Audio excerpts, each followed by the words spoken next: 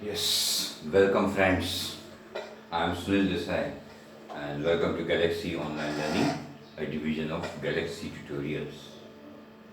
Please subscribe to our channel Galaxy Online Learning and press the bell icon so you can get the notification of all the new videos which are uploading every day. Okay, so don't forget to do that and also register with Galaxy Tutorials so you can get a study pack, right? So today we are going to study the second chapter of your 10th CBSE English textbook, first slide. The name of the chapter is Nelson Mandela, Long Walk to Freedom. You friends, you must have already heard about Nelson Mandela, right? Nelson Mandela was the first black president of South Africa. He had fought with the white government, the European government, the white government, the South African government against apartheid. Now what is apartheid? Apartheid means discrimination on the basis of race. The natives of South Africa, the blacks, were discriminated. They were treated as slaves, they were treated as animals, literally as animals, by the whites who ruled South Africa. Okay, and Nelson Mandela spent 30 years of his nearly 30 years of his life in jail, fighting. He was arrested and he was sent to jail, and he spent nearly 30 years of his life in the jail, fighting against the political system of apartheid. Okay, and then he was the first black person to be sworn in as the president of South Africa. And this chapter is an extract from his autobiography, Long Walk to Freedom, in which he is describing the day on which the inauguration ceremony took place. Inauguration ceremony took place means the day on which Nelson Mandela was sworn in as the first black president of South Africa. Okay, so see, 10th May, now we'll start with the chapter. 10th May dawned bright and clear.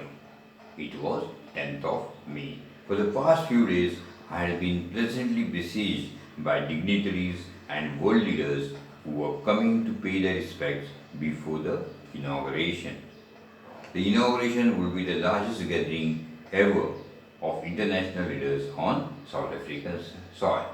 So it was the 10th of May, and many leaders, international leaders, had come to, in those days, just before this 10th of May, many leaders, international leaders had come to meet Nelson Mandela, okay, who had come, besieged means who had been surrounded very closely, okay, who were surrounded very closely to Nelson Mandela, and they had paid their respects for the inauguration. The first time in history, so many international dignitaries have touched the soil of South Africa, because really it was an historical event. Okay, the ceremonies took place in the lovely sandstone amphitheatre formed by the Union buildings in Pretoria.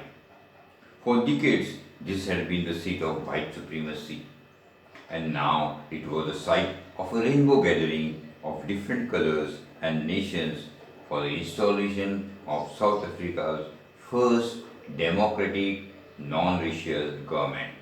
Now, where the ceremony was taking place, the ceremony was taking place in the amphitheatre. Amphitheatre is just like a stadium. Means it's an open air theatre, and with the stadium having the way you have the rising seats, similar seats are there. It's an open air theatre. So it was being held in the amphitheatre formed by the Union buildings in Pretoria.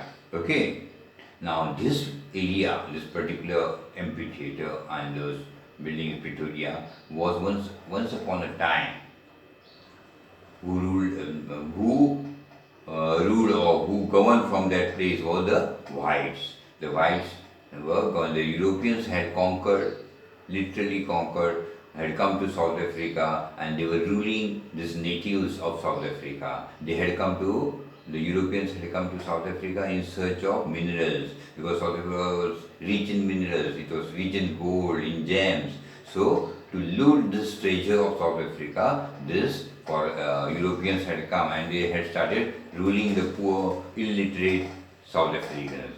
So, they ruled from this particular place. But today, the site was different. There were not only whites, previously you could see only whites in that area. Blacks were not allowed. But today, what you could see was that there was a rainbow of means people of different color, color. There were whites, there were blacks, there were colored people, people from different nations. Okay, so it was a very, very colorful gathering. For previously there used to be only whites in that area. Now today you could see colorful gathering. That's why I use the word rainbow gathering. Okay, of different colors. For they had come for the installation of the first South Africa's first democratic non-racial government. The government which was not based on any race, neither white nor black. It was going to be a mixed government. On that lovely autumn day, I was accompanied by my daughter Zenani on the podium. Mr. de Klerk was first sworn in as the second deputy president. Then Thabo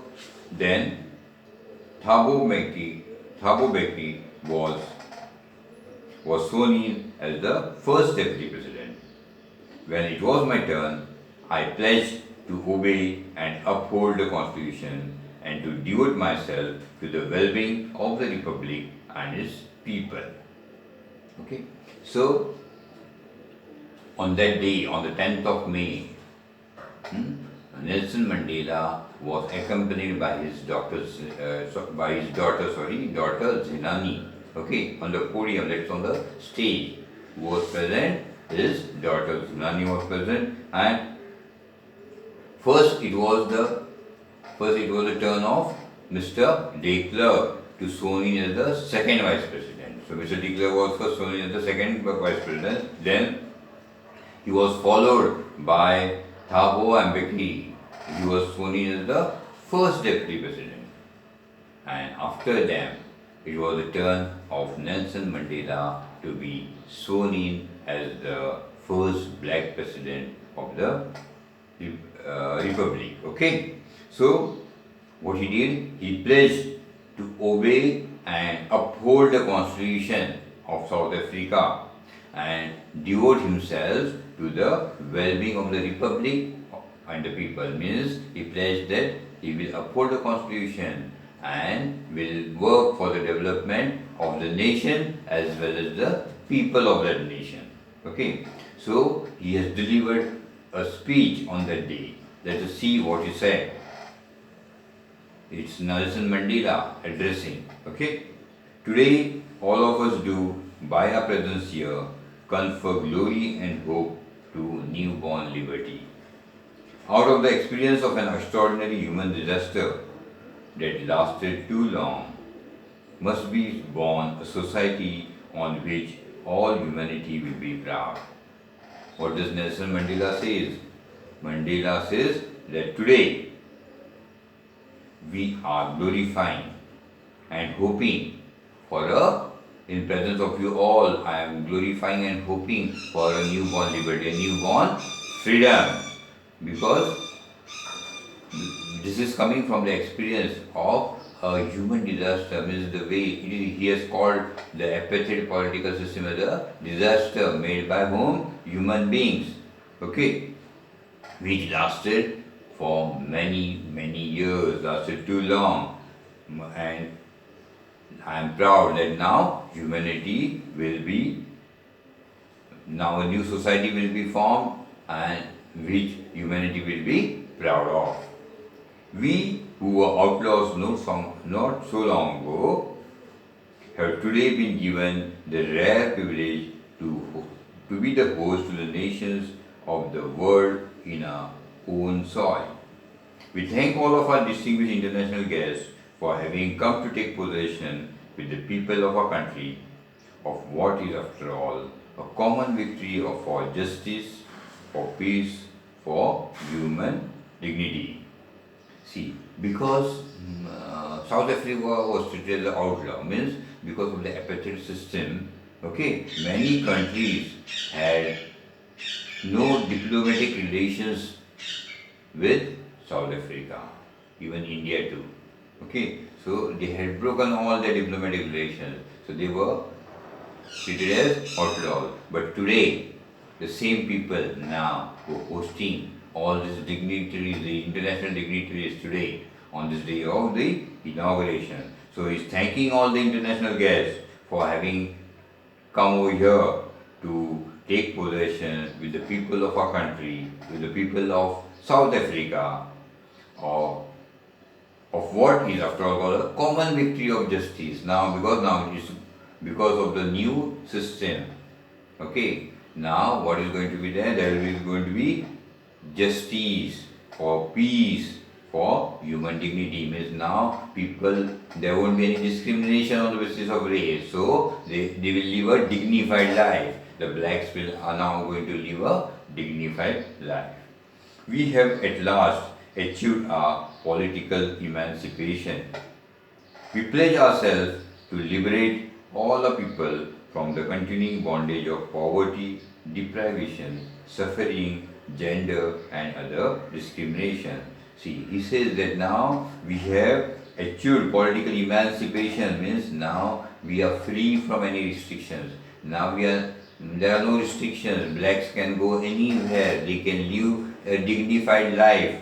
Okay, there won't be now. We will work to erase poverty. There won't be any discrimination. There won't be any deprivation for the black. That you should not do this. You should not do that. You should not enter in this area. Nothing of that. That you can't go to this church. Nothing. Okay, there won't be now any suffering or racial or gender discrimination.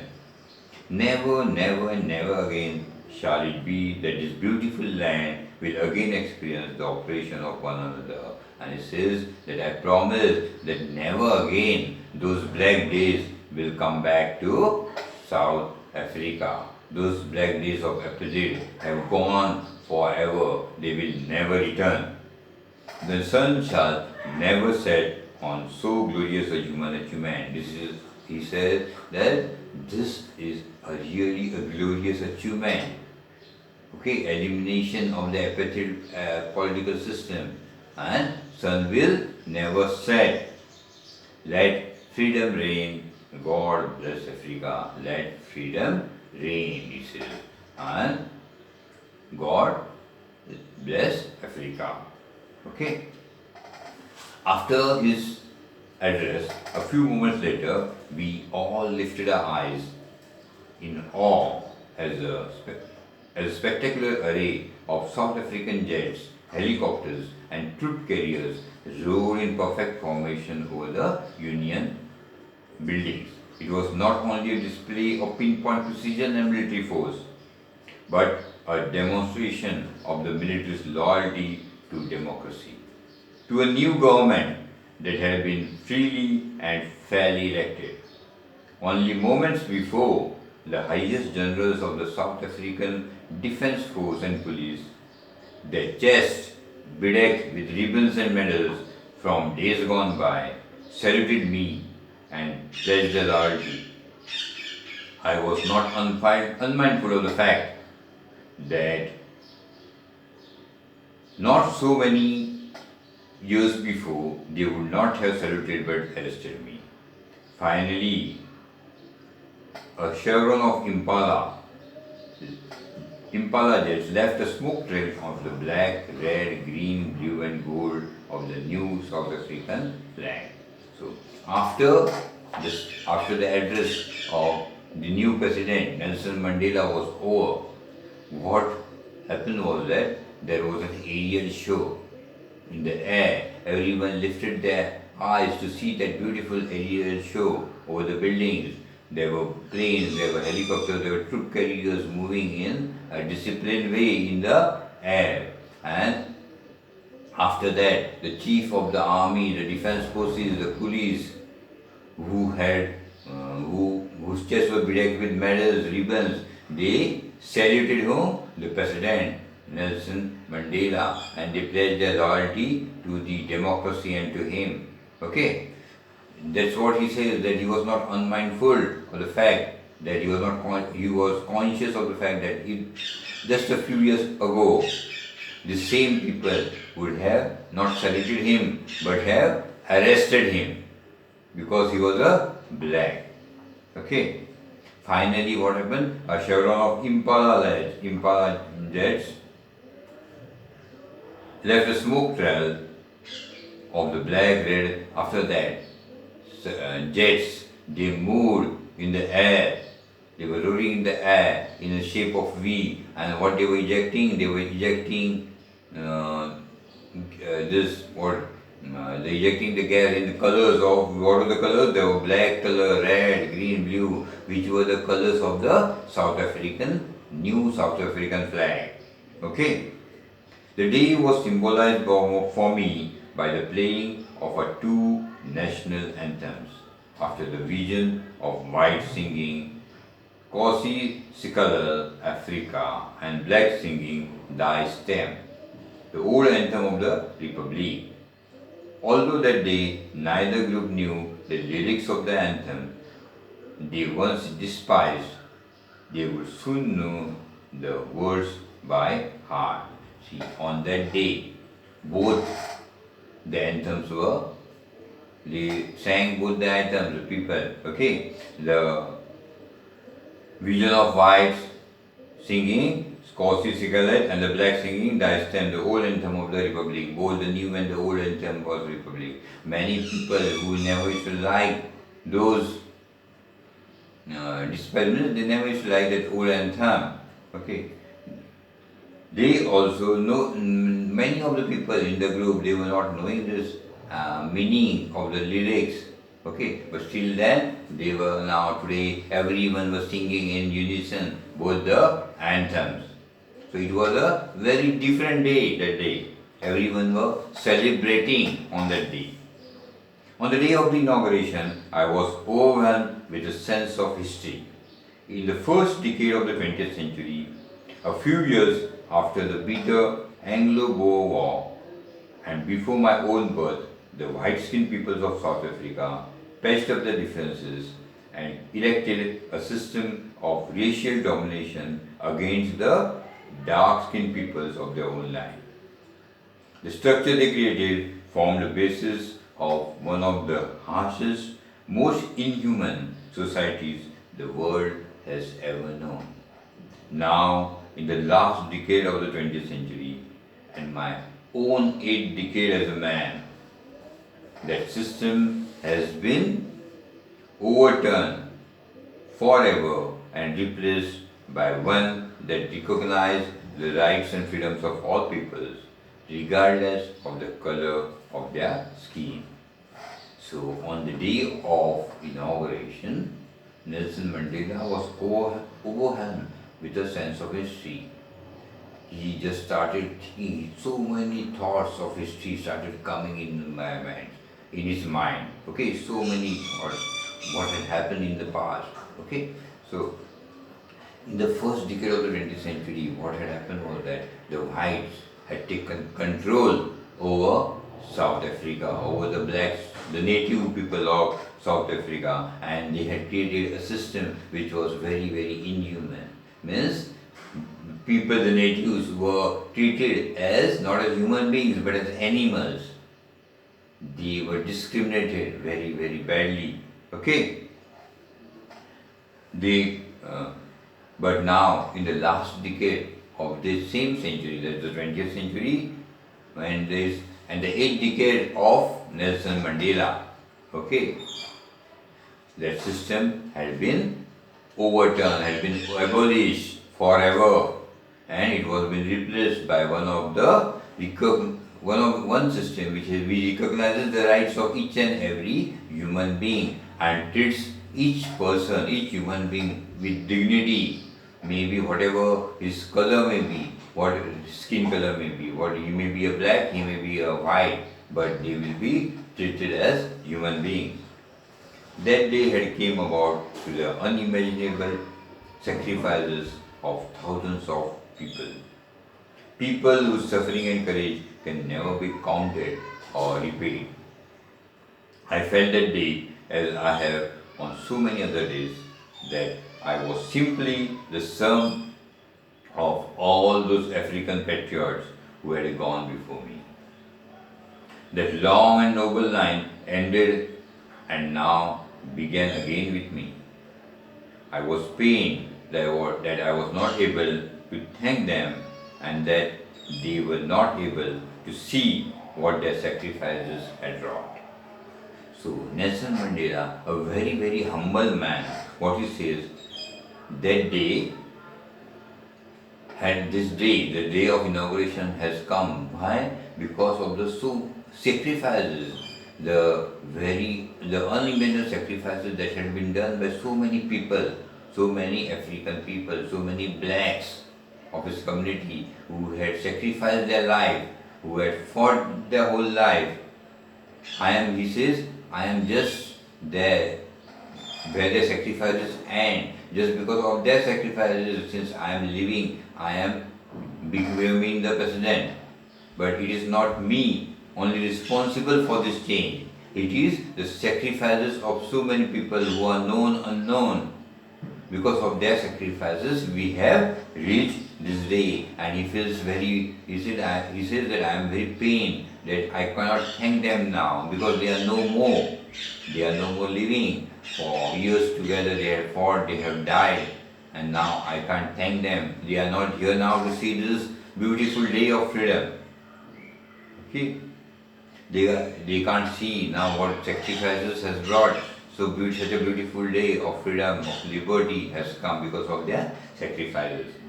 The policy of apartheid created a deep and lasting wound in my country and my people. All of us will spend many years, if not generations, recovering from that profound hurt. But the decades of oppression and brutality had another unintended effect, and that was that it produced the Oliver Tambos, the Walter Sisulus, the Chief Lutulus, the Yusuf Dadus, the Bram Fishers, the Robert Sobukis of our time. Men of such extraordinary courage, wisdom, and generosity that their life may never be known again. Perhaps it requires such depths of operation to create such heights of character. My country is rich in the minerals and gems that lie beneath the soil, but I have always known that its greatest wealth is its people, finer and truer than the purest diamonds. So, Nelson Mandela says that the policy of apartheid has created very deep wounds in the minds of the people of my people, means on the natives of South Africa. Okay, they were so bitterly treated, oppressed. They were oppressed, these people of South Africa, that it is not easy to forget the wounds. It will take years together, if not generations, at least it will take years together to forget those wounds they have gone through. But he says, but because of this brutality, because of this operation, it has also created some leaders, some great characters, some prominent leaders. He's naming some of the leaders who had fought against this apartheid system. The prominent leaders like Oliver Tambos. He said people like Oliver Tambos. He can't name, he doesn't know. There may be so many people whose name may not be there in history, but they have played their role. So that's why he says, like that Oliver Tambos, Walter Sisulu, Chief Luthuli, Yusuf Dadu, Bram Fisher, Robert Sobukwe, all these people, and along with them so many other people who are not known to everyone, but they had the courage and character to fight against the brutal oppression of the white. So that's why he says, my country is rich in minerals and gems below the soil, but more than that, it has produced such beautiful, he is comparing them with the purest and finest diamonds of South Africa, these leaders, these human beings. It is from these comrades in the struggle that I learned the meaning of courage. Time and again, I have seen men and women risk and give their lives for an idea. I have seen men stand up to attacks and torture without breaking, showing a strength and resilience that defies the imagination. I learned that courage was not absence of fear, but the triumph over it. The brave man is not he who does not feel afraid, but he who conquers that fear. Okay, so Nelson Mandela says that it is from this, he says, from these comrades, from these leaders, from these colleagues of him in the struggle, okay, that really, that I learned what he learned, the meaning of courage. He saw people not breaking up even after the torture, brutal torture made by the whites. These people were not breaking. Breaking means their motive to get freedom was becoming stronger and stronger. Their goal was in fact becoming stronger. They were not breaking under the brutal oppression of the whites. Okay, so he says, I have been seen men stand up to attacks and torture without breaking. Okay, I learned that courage was not what he says. Remember the sentence: courage is not the absence of fear, but the triumph over it. Means conquering fear is courage. What Nelson Mandela says is courage means not absence of fear, but conquering that fear. The brave man is not he who does not feel afraid. He says that Nelson Mandela says brave man is not one who does not feel afraid, but who conquers that fear. Okay? No one is born hating another person because of the color of his skin or his background or his religion. People must learn to hate. If they can learn to hate, they can be taught to love. For love comes more naturally to the human heart than its opposite. Even in the grimmest times in prison, when my comrades and I were pushed to our limits, I would see a glimmer of humanity in one of the guards. Perhaps just for a second, but it was enough to reassure me and keep me going. Man's goodness is a flame that can be hidden but never be extinguished. He says, Nelson Mandela says that no one is born hating another person. Okay? When you get birth, you don't start hating someone. You are taught to hate someone. Okay, understood? When you're born, you don't hate someone. You have been taught by other people, your people surrounding you, to hate someone. Similarly, he says that we should be taught to love others. Instead of teaching someone to hate another person, teach them to love, because he says love is such a feeling, it's such an emotion, it comes from the heart. It's very easy to love someone than to hate someone. Okay? So, what he says, even in the tough times when he was in the jail and he was being tortured, okay, at that time also, sometimes you could see the love in the eyes of one of the guards.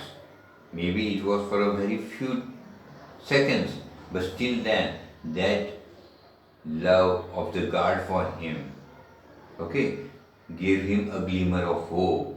Yeah, there is humanity. Okay, there is humanity. And that's why he says man's goodness is a flame. Man's goodness is a flame that can be hidden. You can hide that flame, but you cannot extinguish them. Means what he wants to say is man from inside is always good. You can hide his goodness, but you cannot extinguish. One day it is going to come out, it will be seen. In life, every man has two obligations. Obligations to his family, to his parents, has twin obligations, obligation to his family, to his parents, to his wife and children. And he has an obligation to his people, his community, his country. In a civil and human society, each man is able to fulfill those obligations according to his own indications and abilities. But in a country like South Africa, it was almost impossible for a man of my birth and color to fulfill both these obligations. Okay, Nelson Mandela says that every man has twin obligations. One obligation is for his family, for his children, for his parents, for his wife, and the other obligation is for his country, for his society, for his colleagues, for his neighborhood. Okay? So he says in any civil society or in a legal society or human society where everyone is treated as a human being, each man can fulfill this obligation.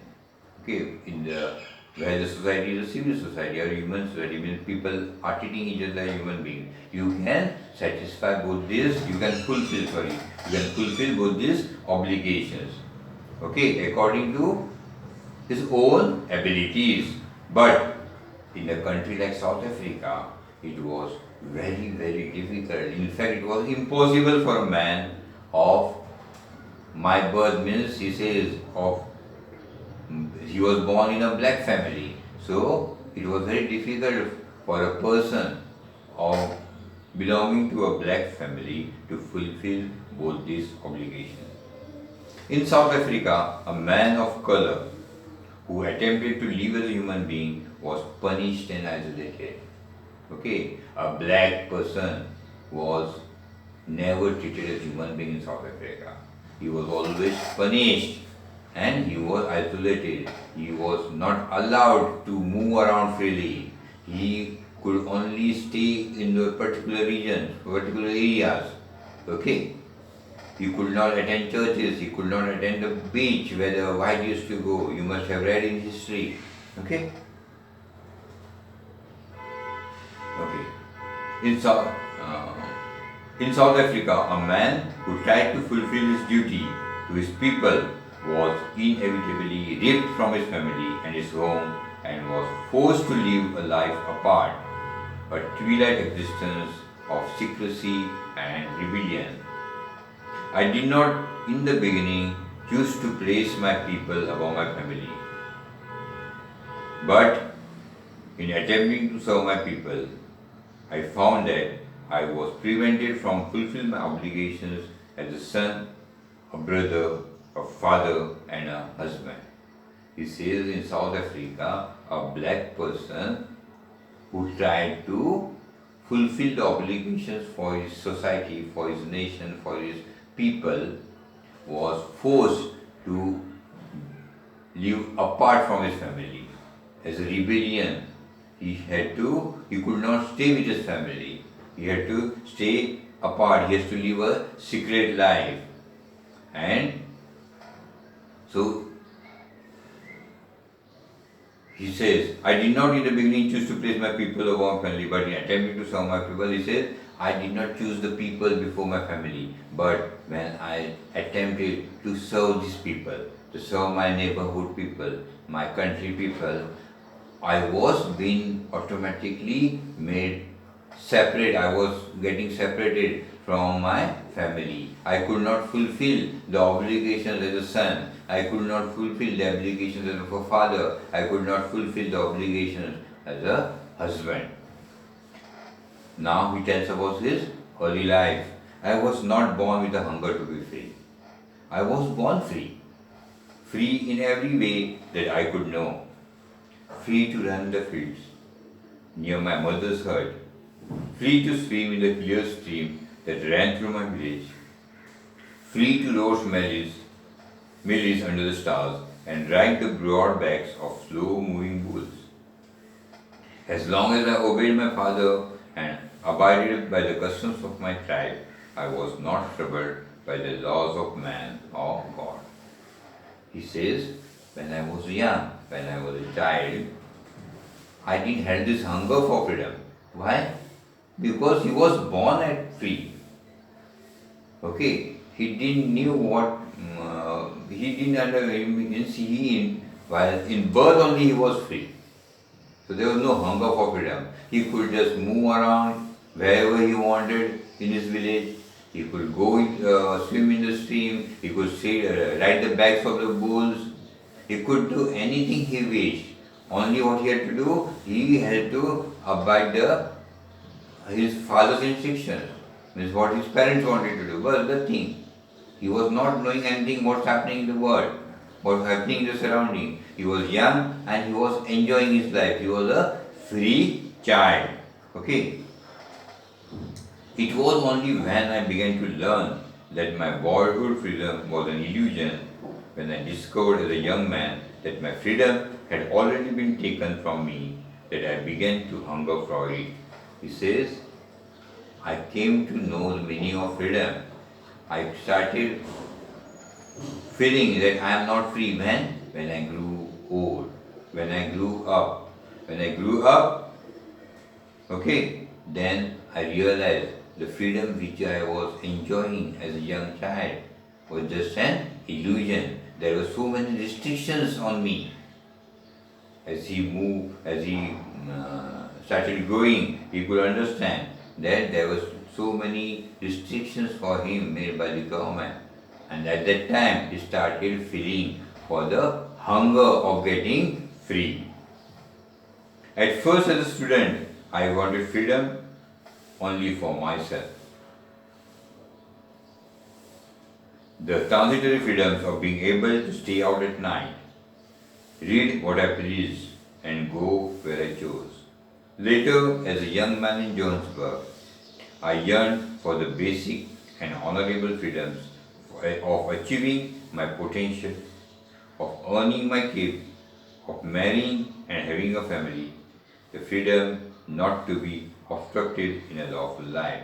See, when he was as a student, he wanted freedom to what he thought freedom means. Freedom is to keep late nights, going out, okay, then read whatever he wanted, the books which he wanted to read, he could read, okay. Then later, as a young man, when he went to Johannesburg, the city of Johannesburg, he yearned for the basic and honorable freedom, freedom of achieving, freedom of earning, to keep himself for his livelihood, okay, of marrying whom he should marry, and having a family.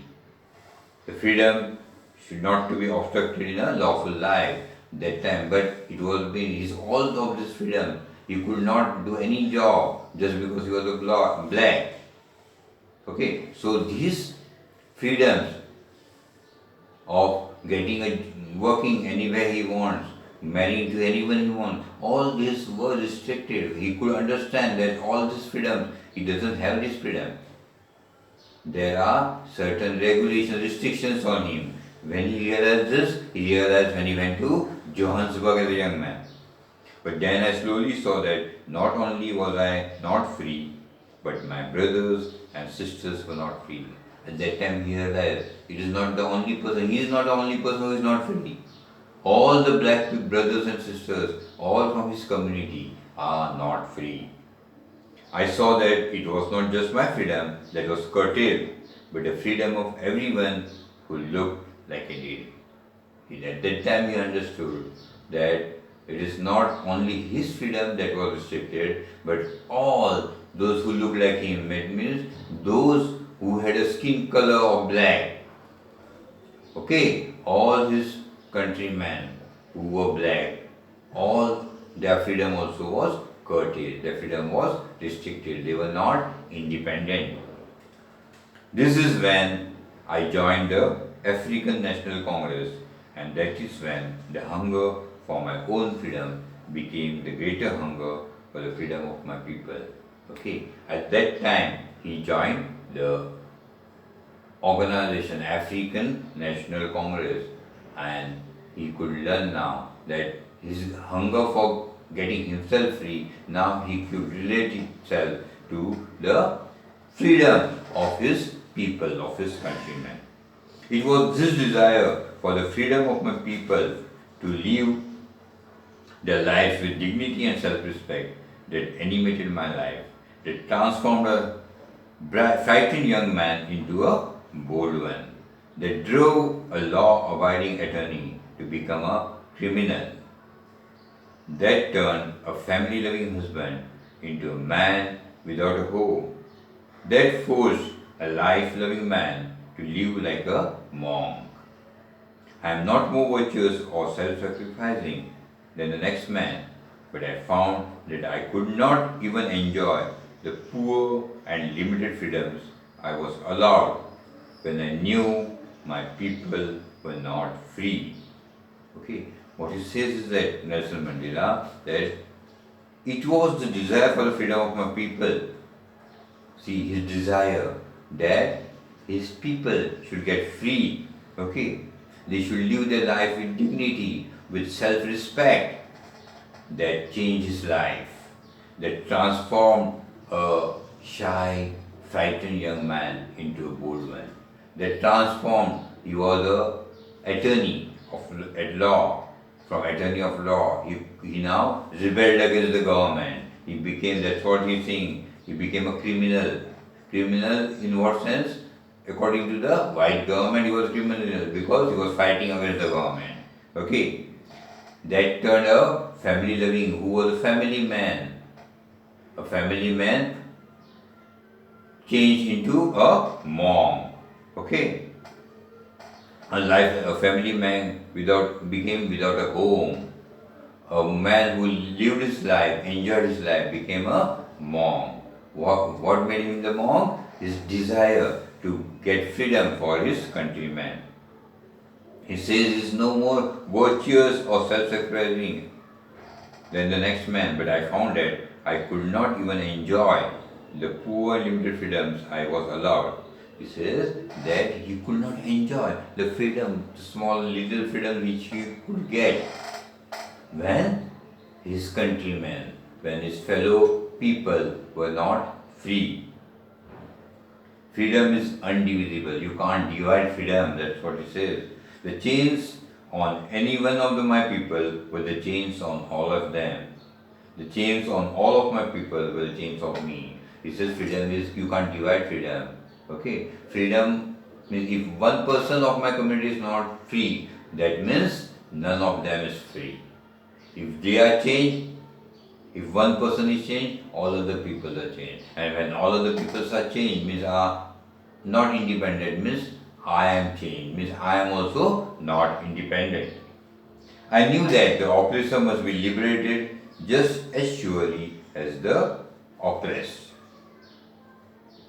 A man who takes away another man's freedom is a prisoner of hatred. He is locked behind the bars of prejudice and narrow-mindedness. I am not truly free. I am taking away someone else's freedom, just as surely as I am not free when my freedom is taken from me. The oppressed and the oppressor alike are robbed of their humanity. Now see the way of thinking of Nelson Mandela, what he thinks in what way. He says that I knew that the oppressor must be liberated. One who is oppressing him must be liberated just as surely, just as the oppressed person has to be liberated. Means freedom is needed for both the oppressor as well as oppressed. What he says is that the oppressor who is oppressing the blacks, the white oppressors who are oppressing the black, they are also not free. In what sense they are not free? Because they have hatred in their mind. Their mind is not pure. They have prejudice in their mind. They have hatred in their mind. Okay, they are prisoners of what? They are prisoners of hatred. They are prisoners of prejudice. Okay, so they are behind the bars of prejudice and narrow-mindedness. Means they are also under bars. They are also not free. They are held under under the bars. So what he says is that I am not truly free if I am taking away someone else's freedom. When I am taking someone else's freedom, I am also not free. Why? Because the, the oppressed and the oppressor are alike, because both the oppressor as well as the oppressed, both are robbed of their humanity. He is not a human being. He has hatred in his mind. He has prejudice in his mind. So he is also not free of all these unwanted things. Okay, unwanted virtues. So he says that both the oppressor as well as the oppressed, both have to be free. Oppressor has to get free from the prejudice, from hatred, as well as the oppressed has to get free from the oppression made by the oppressor. Okay, so this is a beautiful chapter. You can learn so many things from the way Nelson Mandela has put his thoughts. I hope you have liked this chapter, you have understood this chapter. Okay, but